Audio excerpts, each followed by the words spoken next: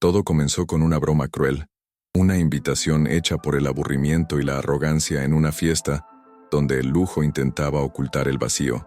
Un millonario decidió jugar con la señora de la limpieza, invitándola a su mundo de glamour.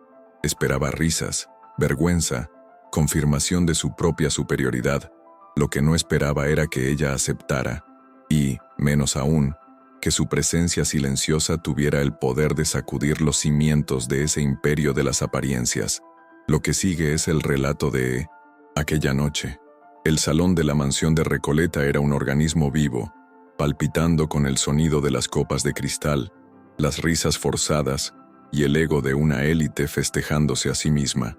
El aire era denso, una mezcla del caro perfume de las mujeres y el aroma del poder que emanaba de los hombres. En el centro de todo, como un sol en su propio sistema, estaba Mateo Romero. Él no caminaba, él desfilaba. Cada gesto estaba calculado, cada sonrisa era una herramienta. Él era el director de esta sinfonía de opulencia y se sentía perfectamente a gusto, ignorando el mundo real que existía más allá de los altos muros de su propiedad, un mundo donde personas como Sofía Acosta solo existían para servir. Mientras tanto, a unos kilómetros de distancia, Sofía bajaba los desgastados escalones del autobús. El sonido del motor rugiendo era la banda sonora de su vida diaria, un sonido que ahora parecía pertenecer a otra dimensión. Se ajustó la correa del sencillo bolso en el hombro, sintiendo la suave tela del vestido azul marino rozando su piel. No era una tela cara, pero llevaba el peso de un recuerdo sagrado. Cada paso en la acera poco iluminada hacia la mansión era un acto de valentía silenciosa. Ella no tenía pensamientos de venganza ni de humillación. Pensó en el rostro de Nina, en el dibujo que le había regalado su hija antes de irse, un garabato colorido que representaba su fuerza. La entrada a la mansión parecía un portal a otro universo. Las luces doradas que entraban a través de los enormes ventanales hacían que el jardín pareciera un escenario de cuento de hadas, pero uno al que ella nunca pertenecería. El olor a hierba recién cortada y a jazmín era casi sofocante, muy diferente del olor de su propio barrio. Ella caminaba por el sendero de piedra. Sus sencillos zapatos producían un sonido suave, casi imperceptible. No había vacilación en sus pasos, solo una calma profunda, una resolución que venía de un lugar que nadie en su interior podía siquiera imaginar. Ella estaba allí para sí misma y eso era suficiente. En la puerta, la primera barrera se materializó en la figura de Verónica Alvear. Luciendo un vestido brillante que parecía valer más que la casa de Sofía, la midió de arriba a abajo. La mirada de Verónica era una mezcla de desprecio y curiosidad morbosa, como si estuviera mirando un insecto exótico. Sofía simplemente le extendió el sobre con el escudo de los Romero, el papel firme en sus manos que no temblaban. El silencio que cayó entre ambos fue tenso, cargado por la humillación implícita en la invitación. Verónica abrió la boca para decir algo cortante, algo que la pondría de nuevo en su lugar, pero la sentencia nunca llegó. La voz de Mateo sonó detrás de Verónica, firme y con un dejo de diversión forzada. «Ella está conmigo», dijo. El comentario fue para los invitados cercanos, una actuación para demostrar que tenía el control de la broma. Sofía no se giró para mirarlo. Mantuvo la mirada fija al frente, sintiendo que la mirada de Verónica pasaba del desprecio a la confusa sorpresa. Mateo dio la señal al guardia de seguridad, y la reja de hierro se abrió lentamente, como las cortinas de un teatro, a punto de revelar su acto principal. Sofía sintió, por un momento, el peso de toda esa noche sobre sus hombros. Al cruzar el umbral de la puerta principal, sintió como si le hubieran quitado el aire de los pulmones. Una ola de sonido, luz y calor la golpeó. El zumbido de decenas de conversaciones paralelas se detuvo de repente, como si se hubiera apagado un interruptor. El silencio se extendió en oleadas desde la entrada, y todos los rostros, adornados con joyas y sonrisas practicadas, se giraron en su dirección. No fue un silencio de respeto, sino de pura incredulidad. Allí estaba ella, la señora de la limpieza, la figura invisible que todos ignoraban, ahora el centro indiscutible de toda la atención en la fiesta. Los murmullos comenzaron bajos, como el susurro de las hojas secas, y luego se hicieron más fuertes. Hubo susurros de asombro, risitas apenas disimuladas y miradas que la analizaban como si fuera una pieza de museo fuera de lugar. Las mujeres se inclinaban hacia sus maridos y los hombres se empujaban con los codos. Sofía sintió cada una de esas miradas como un roce físico, una presión sobre su piel, pero ella no se inmutó. Levantó la barbilla 1 milímetro más, lo suficiente para que nadie la viera como una víctima. Ella simplemente caminó, lenta y deliberadamente, hacia el centro del pasillo. En su interior se aferraba a la imagen de Nina. Fue como si su hija le estuviera tomando la mano. Ella no estaba allí por ellos. Estaba allí para demostrarse que el valor de una persona no se define por los pisos que limpia o la ropa que usa. El vestido azul de Javier parecía abrazarla, una armadura de amor contra la indiferencia del mundo. Ella no sentía ni ira ni miedo. Había una profunda serenidad, una certeza de que estaba exactamente donde debía estar en ese momento, no para demostrar algo a los demás, sino para reafirmar algo para sí misma. Al otro lado de la sala, apoyado en la barra con un vaso de whisky en la mano, Mateo sintió que la sonrisa satisfecha se congelaba en su rostro. La observó moverse por la habitación, y por una vez, el chiste no le pareció gracioso. Esperaba verla encogida, intimidada, quizás incluso humillada, pero no había nada de eso en su postura. Había una dignidad silenciosa, una fuerza que él no podía comprender y que, para su sorpresa, lo hacía sentir profundamente incómodo. Sintió una extraña oleada de algo que podría haber sido vergüenza, una sensación tan extraña que no sabía cómo procesarla. Fue Paula Jiménez, su amiga de toda la vida, quien rompió el hechizo acercándose a él. Ella siguió su mirada hasta Sofía y le dedicó una sonrisa irónica pero no cruel. Con una copa de vino en la mano, se inclinó y le susurró al oído, en voz baja pero con palabras nítidas como el cristal: «Parece que tu gran broma de la noche tiene un giro inesperado. Mateo», dijo, «lo más gracioso es que de repente, al ver tu cara, creo que el blanco de la broma ahora eres tú». Ella se alejó, dejándolo solo con la incómoda verdad de esas palabras, que resonaron en el silencio que se había formado a su alrededor. Sofía no buscó el centro de la sala, ni se dirigió hacia la suntuosa barra. En lugar de eso, encontró un refugio tranquilo cerca de una de las enormes ventanas que daban al oscuro jardín. Allí la música estaba un poco más apagada, y el murmullo de las conversaciones parecía distante. Se permitió contemplar el espectáculo que tenía ante sí: las mujeres con sus vestidos de seda, los hombres con sus relojes caros, todos interpretando un papel en una obra que ella nunca había tenido el lujo de ensayar. No había envidia en su mirada, solo la comprensión de un mundo que funcionaba según códigos que ella no necesitaba comprender. Su presencia allí fue la ruptura de uno de esos códigos, y ella sintió la anomalía que representaba. La tregua, sin embargo, duró poco. Verónica Alvear, recuperada del shock inicial e impulsada por una necesidad venenosa de reafirmar su superioridad, se deslizó hacia él. La sonrisa en su rostro era una obra de falsedad, plastificada y perfecta. Se detuvo junto a Sofía, fingiendo admirar la vista del jardín, antes de alejarse con calculada dulzura. «Qué grata sorpresa verte aquí, Sofía.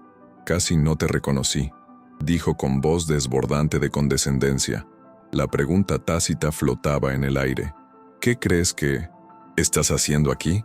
La intención era clara: menospreciarla, hacerla sentir como una impostora. Sofía giró el rostro lentamente, sin prisa, y se encontró con los ojos de Verónica. No había ningún desafío en su mirada, solo una calma que era casi desconcertante. Ella asintió levemente, un reconocimiento cortés de la presencia de la otra mujer. «Supongo que no», respondió ella en voz baja pero perfectamente audible. La frase era sencilla, una afirmación libre de ironía o sarcasmo, y fue precisamente esa sencillez la que desarmó a Verónica.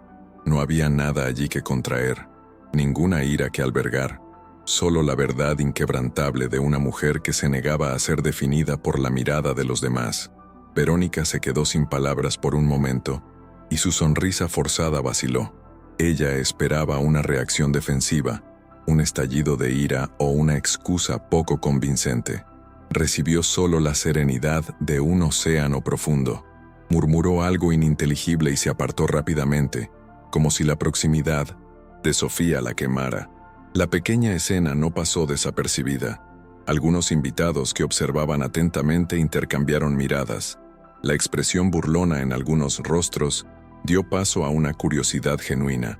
La mujer que esperaban ver desmoronarse había desmantelado en cambio a la socialité más temida de su círculo con poco más de 5 palabras. Observando todo desde lejos, Mateo sintió la urgencia de actuar. La situación se estaba saliendo de su control. La broma no solo había fracasado, sino que iba en contra del orden natural de su universo. Necesitaba intervenir para reafirmar su lugar como centro de esa galaxia.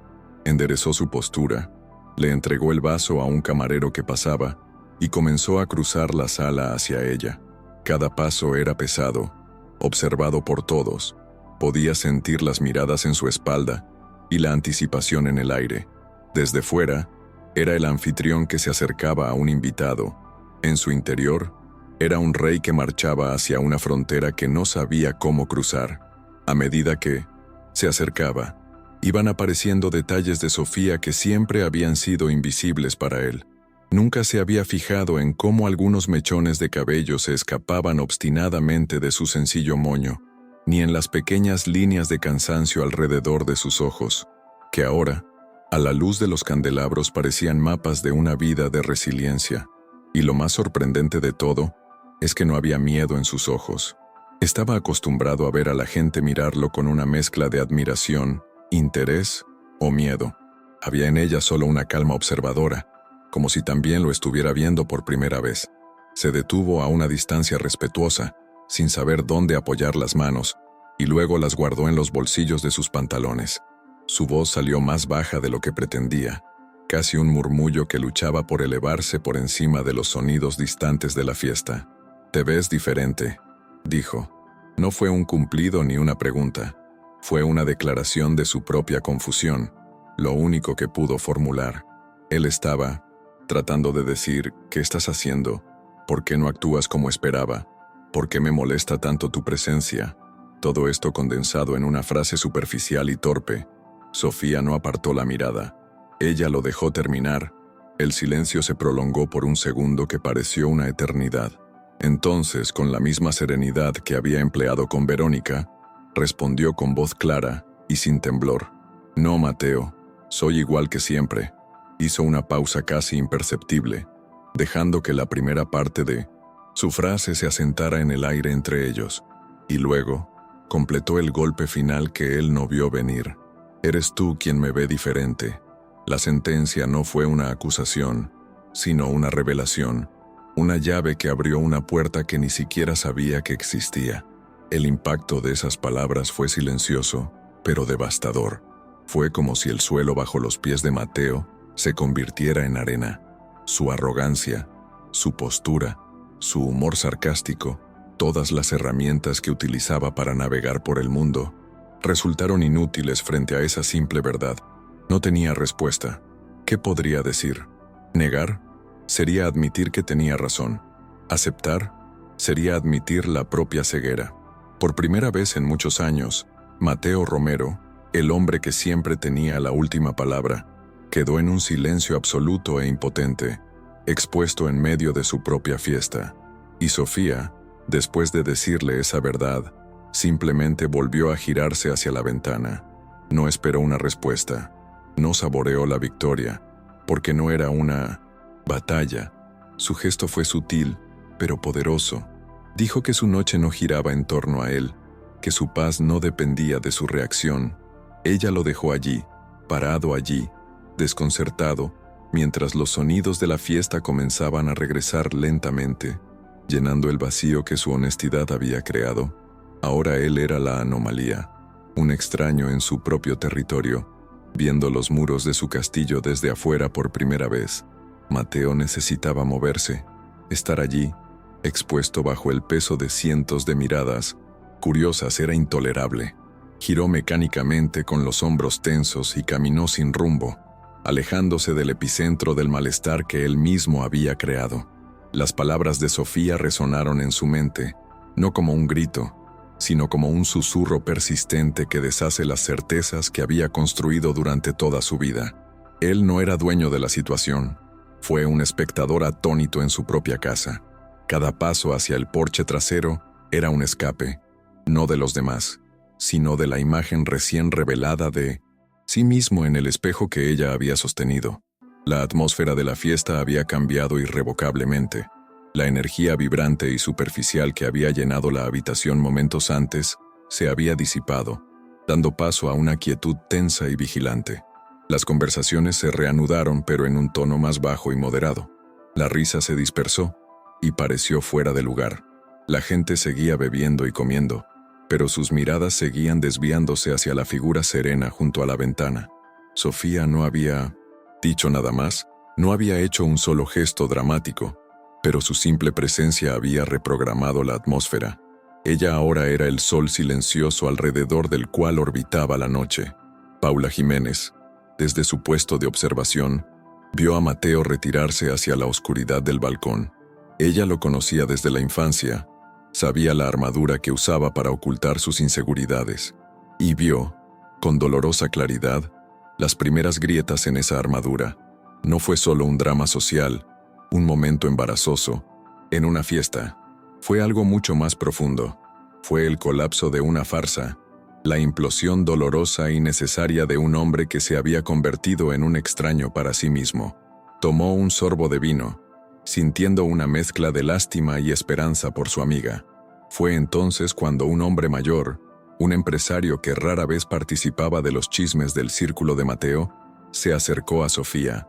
No tenía la sonrisa depredadora de Verónica, ni la arrogancia de Mateo. Había respeto genuino en sus ojos. Simi detuvo a una distancia educada y simplemente asintió, un gesto simple y discreto. Su presencia aquí esta noche es admirable, dijo en voz baja, sin esperar una respuesta elaborada.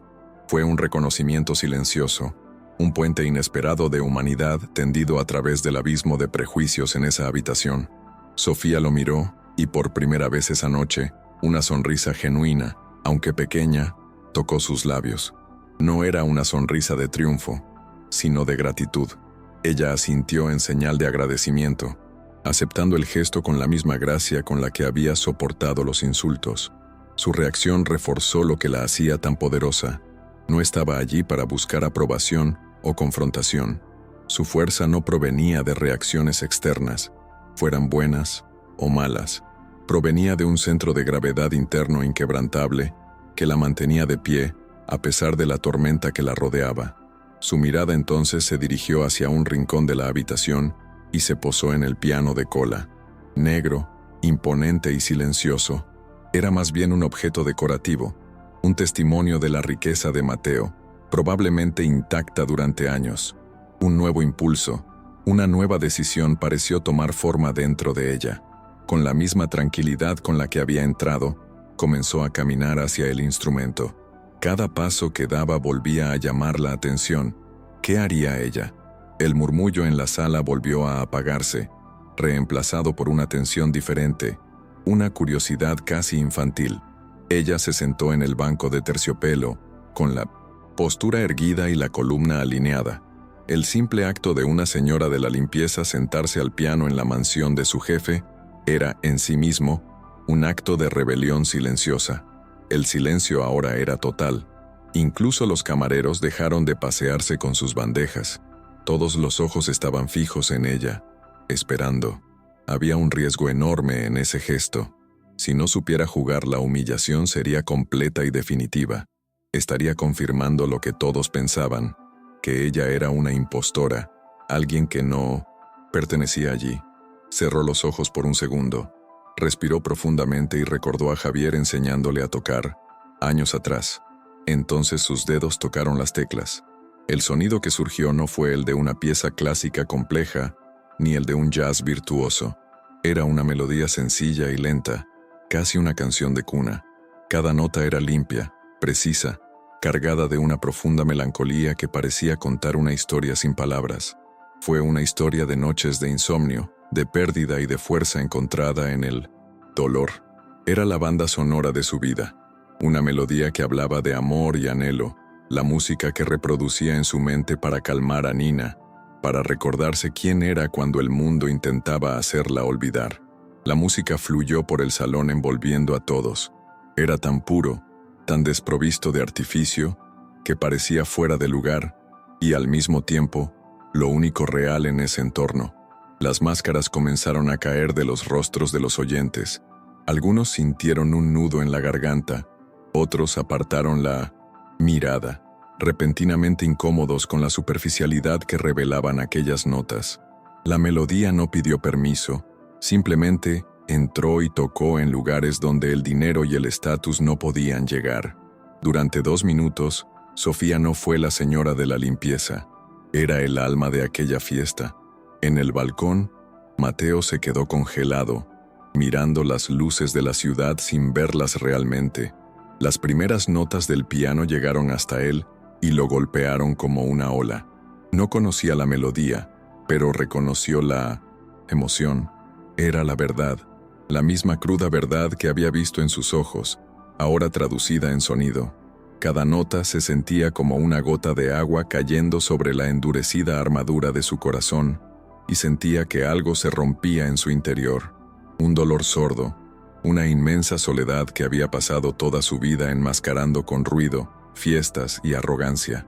Y allí, en el silencio entre las notas, se sintió completamente desnudo. Bueno, aquí está la secuela. Estos son los párrafos 31 al 40. La última nota quedó suspendida en el aire, delicada y resistente, antes de disolverse en el silencio absoluto de la sala.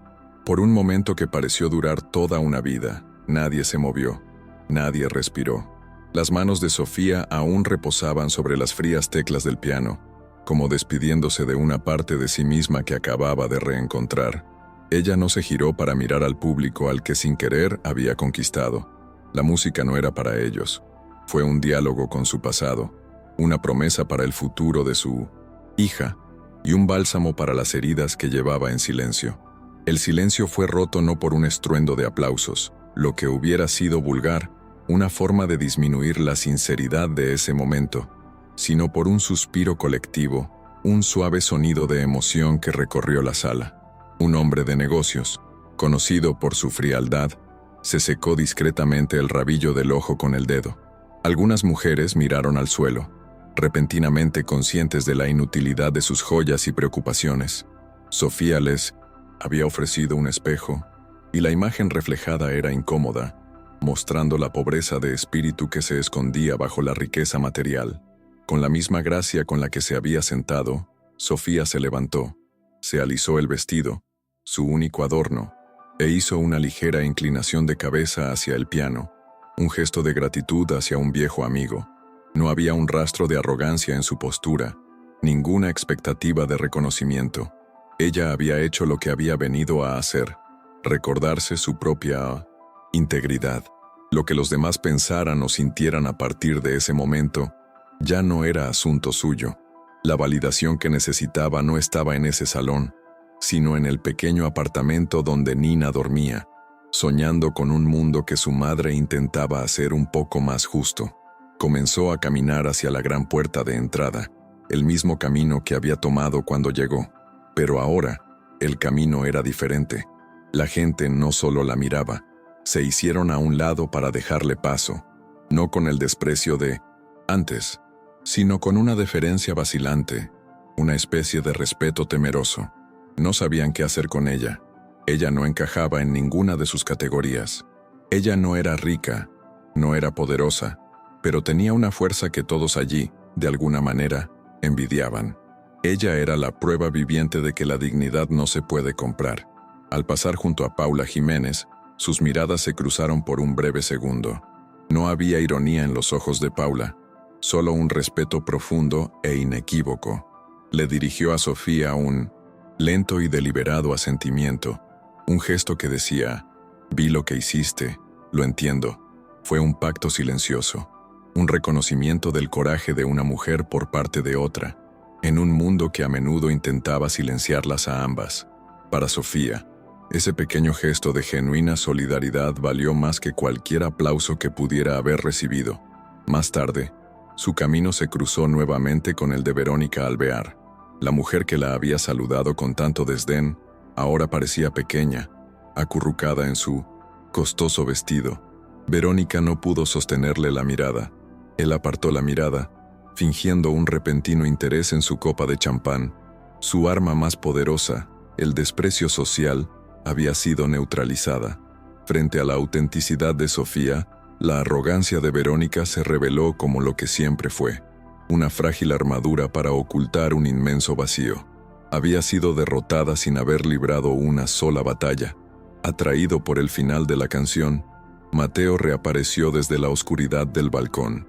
Su rostro se transformó.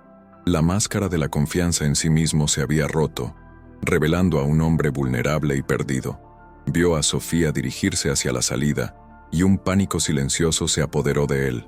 Él no podía dejar que ella se alejara de esa manera, no después de que ella había destrozado su mundo, y al mismo tiempo le había mostrado un atisbo de algo real. Necesitaba entender. Necesitaba una palabra más, un segundo más. Se movió rápidamente y la interceptó cerca de la puerta. No fue un gesto de autoridad, sino de súplica. Él no bloqueó su camino agresivamente. En cambio, se detuvo ante ella con una vacilación que rayaba en la reverencia. Sus hombros estaban caídos. Su postura era la de alguien que se rinde. Todos en la sala contuvieron la respiración nuevamente, presenciando el acto final de esa noche surrealista. El poderoso anfitrión, ahora un suplicante ante la mujer a la que había intentado humillar. ¿Por qué? La palabra salió de su boca, su voz ronca, casi un susurro. No se trataba de por qué había venido a la fiesta, o por qué había tocado el piano. Era una pregunta mucho más grande, una pregunta existencial. ¿Por qué tienes esta fuerza? ¿Por qué tu música me destrozó? ¿Cómo puede ser así? Él no estaba pidiendo una explicación, pedía un mapa, una dirección para salir del laberinto de su propia vida vacía, un laberinto que solo ahora se daba cuenta que habitaba. Sofía lo miró, y por primera vez, había algo más que serenidad en sus ojos. Fue una señal de compasión, no de lástima, sino la compasión de alguien que entiende el dolor, incluso si la causa es diferente. Ella no le ofreció una respuesta fácil ni ningún consejo. Ella le dio lo único que realmente podía ayudarlo, la responsabilidad de su propio viaje, porque era necesario, dijo suavemente. Con esas palabras, se dio la vuelta y salió de la mansión, dejando que la puerta se cerrara detrás de ella. El suave sonido de esta haciendo clic resonó en el silencioso pasillo como el final de una historia y el comienzo de otra. El clic de la puerta al cerrarse fue el sonido más fuerte de la noche. Cortó el silencio y selló el final del espectáculo. El hechizo se rompió. Los invitados, antaño estatuas en un museo de emociones, ahora se movían torpemente sin saber cómo actuar o qué decir. Reanudar la fiesta parecía un sacrilegio. El anfitrión estaba de pie cerca de la puerta, completamente desarmado, y la verdadera reina de la noche acababa de salir en un autobús. La farsa de aquella celebración había quedado tan al descubierto que nadie tenía energías para fingir más. Mateo permaneció inmóvil, con la mirada fija en la sólida puerta de madera como si pudiera ver a través de ella. Sus palabras, porque era necesario, dieron vueltas en su cabeza. Al principio la frase lo confundió, pero poco a poco y dolorosamente, un nuevo tipo de comprensión comenzó a surgir. No fue un acto contra él, no fue una actuación para humillarlo, fue un acto de necesidad, un acto de supervivencia del alma. Ella no fue a la fiesta para confrontarlo, ella fue a encontrarse a sí misma, y él, con su arrogancia, solo había sido el catalizador accidental de su resurrección. El partido comenzó a desintegrarse. Nadie anunció el final, pero llegó de forma orgánica e inevitable. Se formaron pequeños grupos que susurraban excusas para irse. Las parejas agarraron sus abrigos, evitando la mirada perdida de Mateo. La música ambiental, que un DJ intentó reiniciar tímidamente, sonaba falsa y ofensiva, y fue rápidamente silenciada. La sala, que horas antes rebosaba de vida y pretensiones, ahora se vaciaba en un éxodo silencioso y avergonzado, dejando tras de sí el aroma de una noche que todos intentarían, en vano, olvidar. Paula Jiménez fue la única que se atrevió a acercarse a él. Ella no ofreció palabras vacías de consuelo, porque sabía que no servirían de nada. En lugar de eso, colocó una mano firme sobre su brazo, un gesto que la ayudó a estabilizarse en medio de su tormenta interior. Mateo ni siquiera se dio la vuelta. «Se ha ido», susurró con voz débil. «Sí», respondió Paula con voz suave pero clara. «Déjala ir, Mateo, y trata de entender que esta noche, por primera vez en tu vida, algo no era sobre ti». La verdad en sus palabras era tan aguda como las de Sofía, pero venía de un lugar de amistad, un intento de guiarlo fuera de los escombros. Afuera, el aire fresco de la noche era un alivio para Sofía. Parecía limpiar sus pulmones de la tenue atmósfera de la mansión. Mientras caminaba por el sendero de piedra hacia la puerta, sintió una ligereza que no había sentido en años. No era la euforia de la victoria, sino la paz serena de la integridad restaurada. Ella no miró hacia atrás. La mansión, con sus luces y sus fantasmas, ya pertenecía al pasado. Ella había entrado allí como una sombra y había salido como una mujer completa. La humillación planeada para ella había sido transformada, por sus propias manos, en un acto de liberación. De vuelta a la parada del autobús, bajo la luz amarilla de una farola solitaria, el contraste con el lujo que acababa de dejar era brutal, pero por primera vez, el escenario de su vida cotidiana no parecía un signo de fracaso. El banco de hormigón desgastado, los grafitis en la pared, el sonido lejano del tráfico, todo eso era parte de su realidad, una realidad que ahora abrazaba con nueva fuerza. Ella no necesitaba candelabros de cristal para tener luz. Ella llevaba su propia luz dentro, y ahora sabía cómo dejarla brillar. ¿Y tú? Autobús llegó casi vacío. Sofía estaba sentada junto a la ventana en el mismo lugar de siempre. El vehículo se balanceó suavemente, meciéndola mientras las luces de Buenos Aires pasaban ante sus ojos. Ya no pensaba en Mateo, ni en Verónica, ni en las caras de asombro de los invitados. Su mente estaba en otra parte. Recordó el tacto de Javier en sus manos mientras le enseñaba sus primeros acordes en el piano. Fue el sentimiento de orgullo y amor que sintió cuando vio el dibujo de Nina. La fiesta era solo el escenario. La verdadera historia se estaba escribiendo allí, en ese momento de paz silenciosa. Mientras caminaba por su calle, el sencillo edificio parecía más acogedor que nunca. Las paredes que necesitaban pintura, la puerta de entrada que crujía, los escalones que subía todos los días, cansada. Nada de esto la molestaba. Era su santuario, el lugar donde podía ser simplemente Sofía, sin etiquetas, sin uniformes. Subió las escaleras sintiendo no el peso del trabajo, sino la ligereza de un alma que se había reencontrado a sí misma. Abrió la puerta de su apartamento y el olor familiar de casa la envolvió como un abrazo. Su vecina, una señora mayor que siempre la ayudaba, dormitaba en su sillón. Sofía le dio las gracias en un susurro y la ayudó a llegar a casa. Luego fue a la habitación de Nina. Su hija dormía profundamente, con los labios curvados en una leve sonrisa, como si soñara con cosas buenas. Al lado de la cama, sobre una pequeña mesa, estaba el dibujo, un sol, una casa y dos figuras tomadas de la mano. Esa era su riqueza, ese era su imperio, la razón por la que se enfrentó a los leones esa noche. Ella le dio a su hija un suave beso en la frente, con el corazón desbordado. Antes de prepararse para ir a la cama, agotada pero en paz, pasó junto al espejo roto del pasillo. La mujer que la miró fijamente todavía llevaba el vestido azul marino.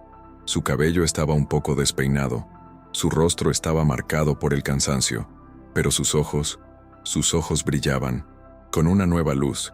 Ella vio a la joven que Javier había amado, la talentosa pianista, la mujer fuerte que había conquistado el mundo, y lo más importante, vio a la madre de Nina, una heroína por derecho propio. Sofía sonrió a su reflejo. Ella no necesitaba que nadie la viera. Por fin se veía a sí misma. Bueno, hemos llegado a la parte final. Aquí están los últimos 10 párrafos de la historia, del 51 al 60. Esa noche, Mateo no durmió. Deambulaba por la silenciosa mansión como un fantasma en su propio museo. Las copas de cristal medio vacías, las serpentinas caídas y los restos del banquete parecían ahora objetos de una obra trágica. Cada objeto de lujo, cada obra de arte, cada metro cuadrado de mármol pulido gritaba lo mismo: vacío. Se sentó en el banco del piano que había tocado Sofía y pasó los dedos sobre las teclas, pero no se atrevió a presionarlas. Tenía miedo del silencio que vendría después, el mismo silencio que ahora llenaba su alma y que no sabía cómo soportar, cuando los primeros rayos del sol pintaron el cielo de Buenos Aires. Lo encontraron en el mismo balcón donde se había roto su armadura. La ciudad amaneció otro día, indiferente al terremoto que había ocurrido en su interior. Por primera vez, vio el amanecer no como una promesa de sus propios logros, sino como un testimonio de su insignificancia. Comprendió que había construido un imperio de cosas, no de sentimientos, y se dio cuenta, con dolorosa claridad, de que la mujer que más despreciaba era, de hecho, infinitamente más rica de lo que él jamás sería. Impulsado por un impulso que no comprendía, entró en la inmensa e inmaculada cocina de su casa, un lugar que solo había conocido de pasada. Abrió los armarios, buscando café, sintiéndose un intruso. Intentó utilizar la sofisticada máquina y fracasó miserablemente, derramando polvo sobre la encimera de piedra. Ese acto simple y torpe fue simbólico. Era la primera vez que intentaba hacer algo por sí mismo, la primera vez que se enfrentaba a la realidad básica de la vida que siempre había delegado en otros. El café le quedó amargo, imbebible, y lo bebió hasta el final. Horas después, llamó a Paula. Su voz en el teléfono era casi irreconocible. Ya no existía el tono autoritario y lúdico. Solo se oía el sonido de un hombre exhausto y perdido. No contó los detalles de su noche de insomnio, ni intentó justificarse. Simplemente hizo la pregunta más honesta de su vida, la pregunta de un niño que no sabe qué hacer a continuación. Paula, ¿qué hago ahora? La cuestión no era sobre la empresa, sobre el partido, sobre su imagen. Se trataba de reaprender a vivir, a ser. Al otro lado de la línea, Paula suspiró, no de cansancio sino de alivio por su honestidad. Ella no le dio un plan de negocios ni consejos de relaciones públicas. Le asignó una tarea sencilla, casi banal, pero era el único remedio posible. Empieza por el principio, Mateo, le dijo. Mañana, cuando vayas a trabajar, no vayas a tu oficina. Recorre los pasillos. Observa a quienes te limpian el suelo y te sirven el café. Apréndete el nombre de uno. Solo de uno. Así empiezas. A la mañana siguiente, en el pequeño apartamento de Sofía, el sol entraba a raudales por la ventana de la cocina, iluminando el polvo que bailaba en el aire.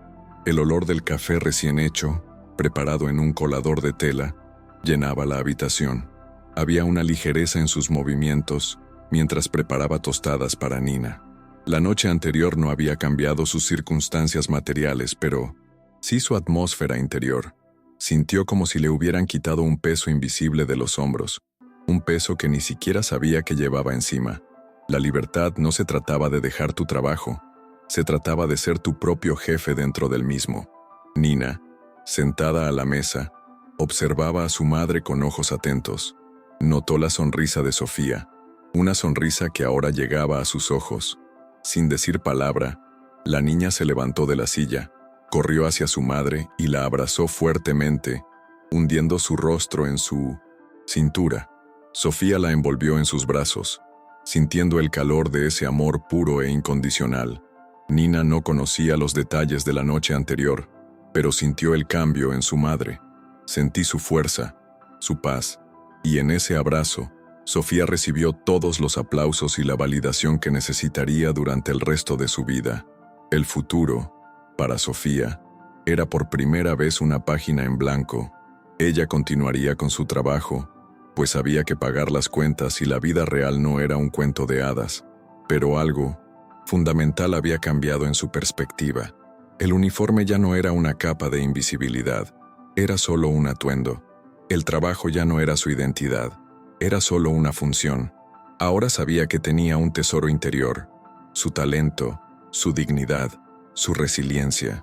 Y con ese tesoro ella podría, cuando quisiera, construir cualquier futuro que eligiera para ella y su hija. Ese mismo día, en la sede del Grupo Romero, Mateo salió del ascensor y, en lugar de girar a la derecha hacia su oficina en la parte superior del edificio, giró a la izquierda, hacia los pasillos de servicio. Los empleados lo miraron con asombro. Se acercó a un hombre mayor que estaba puliendo el piso, el mismo piso que pisaba todos los días. El hombre se encogió, esperando una orden o una queja. «Buenos días», dijo Mateo con la voz todavía un poco temblorosa. «¿Cómo te llamas?» El hombre, sorprendido, balbuceó su nombre. «Carlos». Mateo asintió. «Gracias, Carlos». Fue un comienzo. Pequeño, torpe, pero real. Y así el coraje silencioso de una mujer, nacido de la necesidad de recordar quién era, no solo transformó su propia vida, sino que encendió una pequeña chispa en el corazón de un hombre que vivía en la oscuridad de su propio privilegio. El verdadero cambio en el mundo rara vez comienza con grandes gestos o discursos apasionados. La mayoría de las veces, comienza en silencio, con la decisión de una sola persona de ponerse de pie, con la dignidad de una melodía tocada en el momento justo y con el coraje de preguntar el nombre de alguien y realmente querer escuchar la respuesta. Que esta historia nos sirva de espejo. ¿Cuántas Sofías invisibilizamos en nuestra vida cotidiana? ¿Cuántos Mateos hay dentro de nosotros, juzgando el valor de los demás por su vestimenta o su rol? El verdadero cambio comienza con un acto simple: ver. Ve a la historia detrás del uniforme, la fuerza detrás del silencio y la humanidad en cada persona que se cruza en nuestro camino. Quizás la lección más importante no es cómo ha cambiado el mundo para ellos, sino cómo podemos cambiar el nuestro.